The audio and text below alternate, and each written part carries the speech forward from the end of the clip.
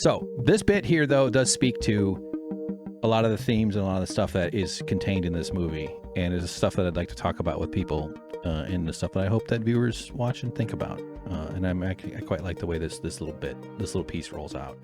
So it's just this white chunk here underneath that white marker. So here we go. In the 20 years that I busted unions, and I'd sit down in the client's office, usually the chairman of the board, the president, or whatever that executive committee or ownership of the company was, and I'd look for the motives in terms of union busting. You know, I'd look for bottom line or profit or cost. I'd look for all these motives. And in 99% of every company I represented, and I can say every company that... So I'm interrupting. This is Martin J Leavitt. He wrote a book called Confessions of a Union Buster. He had a long career doing horrible things, busting unions, being a complete scoundrel. And so you've seen him in previous parts, but I just wanted to give you his name there because we just kind of jumped into it. Here we go. Back to it. My former colleagues represented. There was one word that was the motive 99 and 9/10% of the time. And what was that? Control. That's right. That's absolutely right. It's all about control. To sit and listen to them whine, it's about control. It's their ego. Because they were taught to believe that when there is a union, even a productive one, even one that is contributing to the well-being, it's a testimonial against their management ability.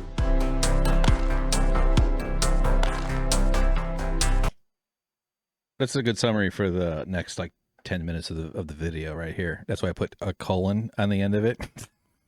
Because that's what we get into with this bit here. So yeah, then we flow into emails. Yeah. So yeah, I like the They Live stuff. This movie They Live is so good. Control. That's right. That's absolutely right. It's all about control. To sit and listen to them whine, it's about control. It's their ego. Because they were taught to believe that when there is a union, even a productive one, even one that is contributing to the well-being, it's a testimonial against their management ability. Yes. So this whole thing is from an interview. It's on YouTube. It's only got maybe 1,000 views. It's 3,000 views. It's this whole interview is really fascinating. It's actually part of the pilots union. I'm not sure even when they produced this. I have the link in my sources post. If you go to that, you can find that on baldontheinside.substack.com. Just search for Martin J Leavitt or Union Busting Confessions. So yeah, this is the Association of Pilots or some shit. And I'd like to do maybe a whole stream where we just watch this, because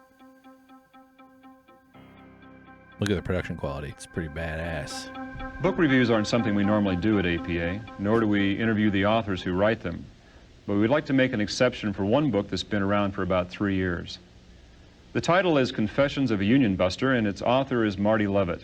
It's this personal story about one man who made a career out of bashing unions and then had a change of heart.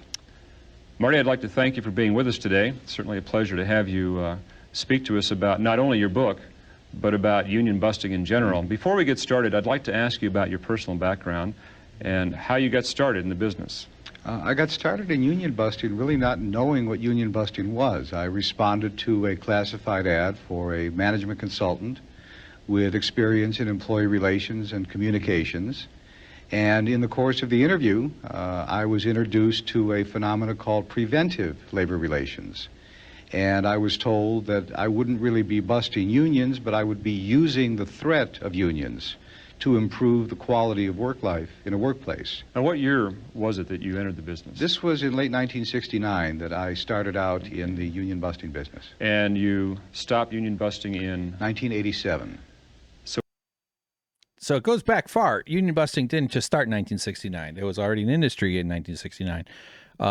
Quick recommendation, Behind the Bastards show, podcast with Robert Evans. They just did a recent series. So if this is the future, go back to April of 2024-ish, about the Pinkertons, which is this real scummy.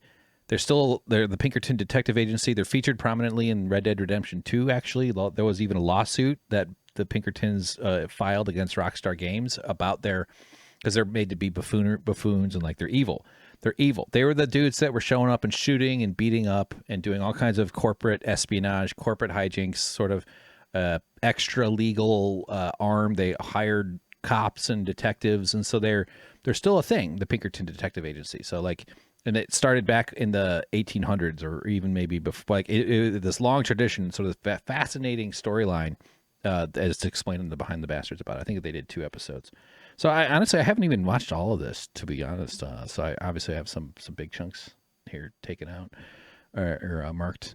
Here, let's listen a little bit. See what you So guys in 19 or in 18 years, how many campaigns did you wage? I was directly involved in excess of 200 and indirectly probably 500 to 600. Well, Marty, after such a long career, why did you decide to leave the business? It caught up to me. It was just a series of personal events and a lot of awareness of the real harm and damage that I had done to the lives of good, hardworking people. Just regular ass people barely getting by, and you're fucking going after them using psychologically damaging tactics, denying material improvements, like taking money away from them, causing all kinds of extra harm to crank up the leverage when the fucking bosses already have all the institutional power of a capitalist government and everything that comes with this rotten fucking society, this work cult idiotic system we've got designed by 17th century slave owners. And this fucking guy, see, I like Marty. I'm glad he did what he did, but this guy hurt a lot of people. He caused a lot of pain. And Cenk Uygur did that to his own workers too. I'm getting pissed right now just as I'm saying. Cenk Uygur, this is where some of this fucking emotion comes from, because this motherfucker would be useless. I'm talking about Cenk, if he didn't have all those workers doing stuff for him, making sure that like keeping his dreams afloat, making his thing go. He can claim that he's part of the credit. Sure, fine. I'm not denying that that's not a major part of the equation, but he'd be helpless, utterly helpless without other people showing up and offering things up. And they're just asking for the basics, just a little bit more respect, not even more, a little respect. And instead, there's big old fat checks for these union busting scumbags. Now, again, I don't know if TYT did that or not. I just know that they employ union busting law firms. That's the only thing I can prove. But yeah, so and this guy had a crisis of conscience that came back around and pulled him to the right side. And he did the right thing. He came out and spoke against it. Wouldn't it be cool if Cenk Uygur does a follow-up, Confessions of a Union Buster CEO edition, and really just lays it out?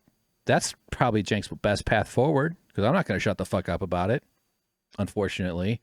What a curse I've done to myself. Jesus, I really wish I had never done this, honestly. I just wanted to make woodworking videos on my YouTube channel, Bum Rush Industries, for God's sakes. And I just couldn't continue regardless of the huge amount of money that I was able to make at that field. So cops get paid really well. Lawyers get paid really well. They bribe judges. They bribe politicians. They bribe people throughout the entire system. They've got all the power in the world. They can buy property. They can raise rents. They can use the court system. They can pay these kinds of consultants. And what do workers have? Workers have each other. Workers can stand up and say, let's do the scary thing. And someone like me taking a even bigger burden for a union I never even got to be in. I never got any benefit in personally from any of this. My Patreon is $13 a month. It's not about the money. I need money. I mean, you know, I'm unemployable. This makes me far more unemployable than most people. But workers got each other. And they have the cosmic fact that collective is stronger than the individual. And so collective bargaining raises your leverage. That's all it is. It all comes down to that. And the world should be designed by democracy and collective leverage, not individuals using an antiquated system to sustain their grip on power. The kind of thing you might be taught at a genius factory such as Wharton School of Business. Anyway, hit him some more, Marty. Let's watch a little bit more. That was, what, some 8 years ago now? It's I'm in my 9th year, actually, of being out of that field and in service to organized labor. Earlier today, Marty gave a presentation to the Family Awareness Regional Coordinators and their spouses who were meeting in Arlington, Texas. Let's take a look at some of those clips. Sorry, if he said family awareness, I was just picturing people being surprised that their spouses are close by. Whoa! Because they weren't really aware, and he's helping them. Sorry, I couldn't. All right, so this is a speech he gives. So I use bits from different parts. Thank you. And good morning. I hope you didn't have to rehearse that applause. I always start with a joke. My stand-up act used to start with an abortion joke. So I wanted people in the audience to know I would pay for it. No problems. We both get ice cream. That's the deal. I am truly very honored and very privileged to be with you. Would it be weird if you walked up there and said some shit about abortion?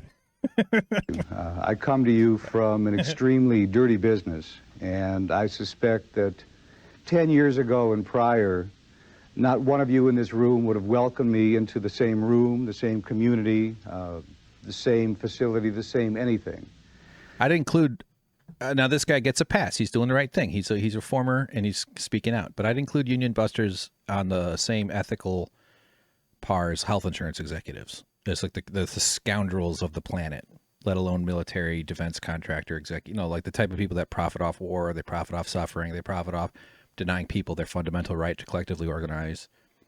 They profit massively from these corporations to sustain these freaks, these CEOs that hire them. But like a health insurance executives, if you live next door to a health insurance executive, that person gets up, gets dressed, goes to work, and strategizes how to deny people access to life-saving stuff and like medicine, and they create barriers, and they do it knowing it kills people, knowing it when we talk about the immorality and the depravity and the unfairness of a universe not having single payer health care and the stress that causes to have for-profit health care, it all kind of exists in this sort of airy-fairy hypothetical.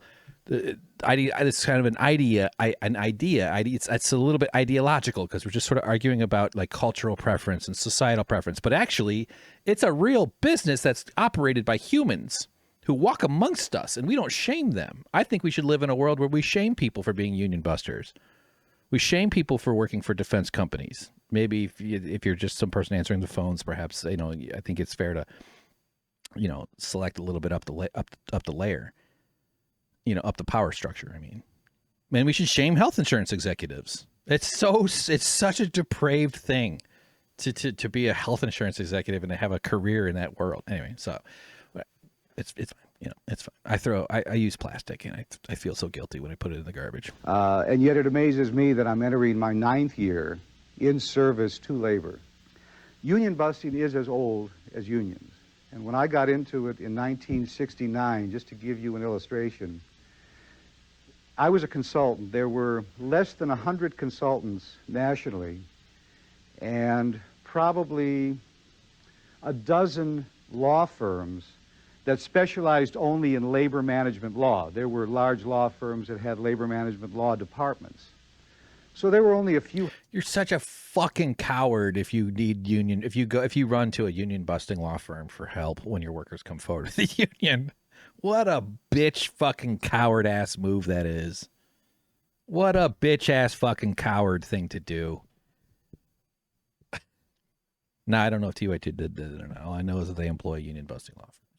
But that is the biggest little pussy ass move. I don't like using the P word for that. You know why? I don't think those things are weak, honestly. They seem pretty tough to me, as far as I can tell. 100 practitioners, and that was rounded out to 1970. 1996, there are somewhere between 8,000 and 10,000 practitioners in this country.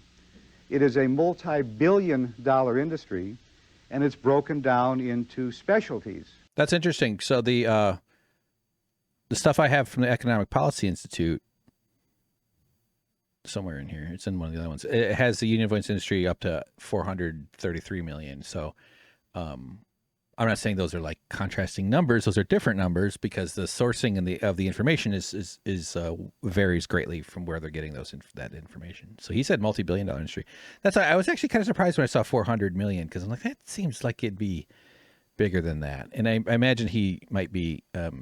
Obviously, this guy understands it, and he said 1996, which is, I'm guessing, when this event the speech he gave took place. I think, I don't know for sure, but when you practice before the National Labor Relations Board or the National Mediation Board, you do not have to be an attorney, so you don't have to have a code of ethics.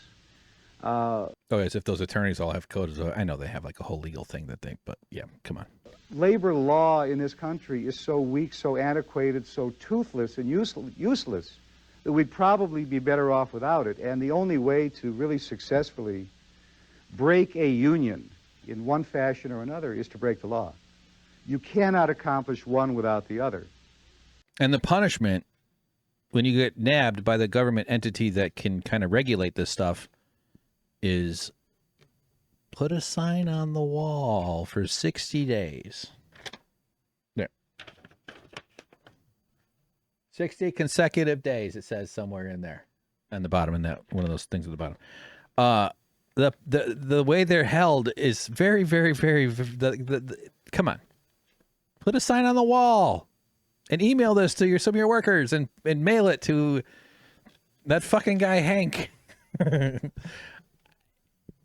What other I mean, it's amazing that there aren't stronger consequences for that. I mean, this is something like I was saying earlier in the show, Matt Brunig, NLRB lawyer guy. And I'd like to ask him about that, kind of really get a clear picture of that, because I'm sure that I'm sure there's more to it than that precisely. But it's not like it's criminal. It's not like it even affects their reputation, although in the world we're living in now, it's changing. That's changing a lot more, and it should. But yeah, let's keep going.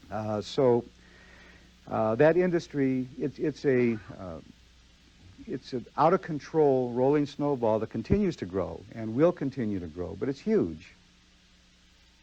Any idea?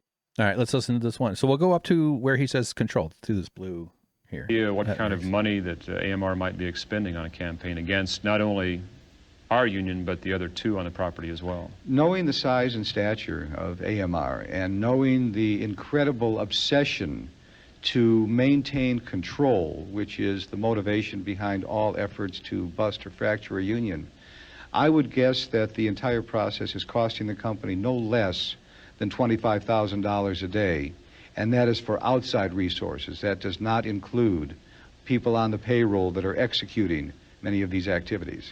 I'm just doing some quick math in my head here, Marty. $25,000 a day equates to $7 or $8 million a year that the company may be spending on anti-union activities. I'd say that that's a very realistic figure, and it may even be a lowball figure because of recent events that have occurred within AMR and their union relationships. Marty, the pilots are in a rather unique position. We've always assumed a leadership role in the airlines, not only in American, but other airlines as well. It's to the advantage of management to try to subvert that role. And one of the ways they do it is to try to make us a common denominator, equal to any other employee on the property.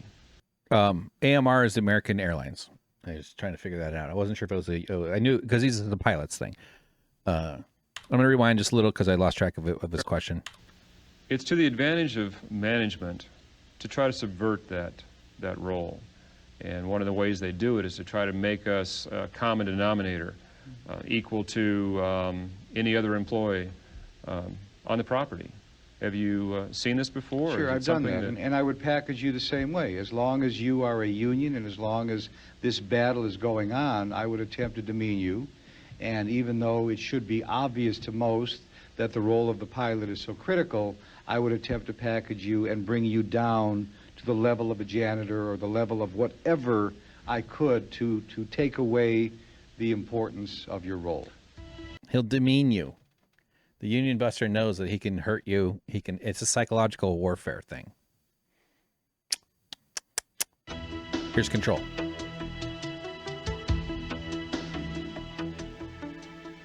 In the 20 years that I busted unions. Okay, there it is.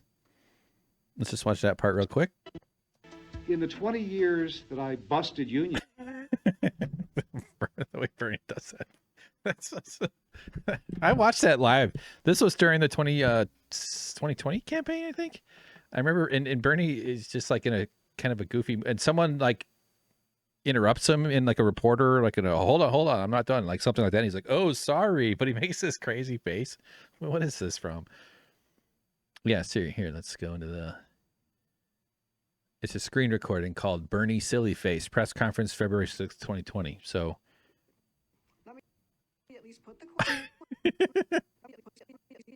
Uh-oh. He's got it. He's feeling it.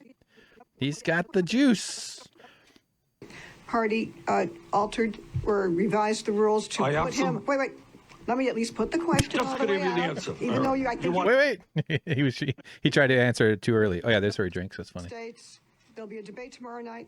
Wouldn't it be weird if his the jar, what do they call those, water bottles, if that said Michelle Bachmann? He won't be on the stage. Do you think it's fair that the Democratic Party altered or revised the rules to put him? Wait. Let me at least put the question all the way out. Even though I think you know where I'm going. You know where I'm going. Okay. Do you think it's fair that the rules are now allowing Michael Bloomberg? Oh, she's on. Okay. All right. Well, is the Shrimp Squad frozen? Is that fucking... I think it's frozen. They should be chowing. Let me fix that. Oh my God. Look at that. Sorry, that's been so boring. Why didn't somebody say something? Look at all those monsters crawling around in there. Now I got to redo the goddamn focus. This video thing is brutal. Want me to zoom in? Whoa. Oh my God. I did give them all a big bath. Okay. Sorry, I know this is tedious and boring. There they go. Oh, boy. What's the point of having a shrimp squad in there? Goddamn expensive employees. Motherfuckers taking up all my profits. Okay, so yeah, there we go. There's the TYT update. I think that's pretty good for sharing. It's going to be like an hour fucking long clip about all this shit. Maybe we'll break it up in a couple ones. Let's get back into... All right, well, let's leave it like that. Okay, let's get back on to this. So... Yes, this is my YouTube, the YouTube channel. At some point, Starbucks is going to look back at this, some other executive at Starbucks, and go, yeah, it would have cost us this to give them decent wages. Right. And instead it cost us this, like all the way up here, to try to fight them. Yeah, so good lesson. Hopefully the Starbucks executives have figured that out, that treating people with respect, the minimum of respect and just the basics and just a little bit of dignity might be cheaper than hiring super expensive, highly paid, evil consultants to help you do something that is one of the most morally reprehensible things you can do to people. It's not just an idea. It's personal, it's direct, and it hurts people. It's deliberately hurting people. It's bullying. This guy's a fucking bully, and it's horrible, and I think he should be called out for it, and someone should say something to him on air. Ron Perlman, okay? Or maybe Sean Fain if he ever goes on TOT, which is very possible. I'd like to see Nina Turner confront him, right? Maybe somebody who works at TYT, Anna, Dr. Rashad Ritchie, Don Adirola, Brett Ehrlich, J.R. Jackson, some of the other hosts. Say something, people. They hate me so much over there. They must just fucking hate me.